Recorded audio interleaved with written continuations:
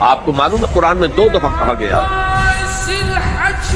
یوم یفر المرء من اخیہ وامہ وابیہ وصاحبتہ وبنیہ، جس دن بھاگے گا انسان اپنے بھائی سے بھی اور اپنی ماں سے بھی اور اپنے باپ سے بھی اور اپنی بیوی سے بھی اور اپنی اولاد سے بھی۔ کیوں؟ نفسی نفسی نفسی نفسی نفسی نفسی، میری اولاد کو جھونک دو، میرے ماں باپ کو جھونک دو، میری بیوی کو جھونک دو، بیوی کہے گی میرے شوہر کو جھونک مجھے۔ یہی نفسی نفسی دنیا میں رہے آپ کی،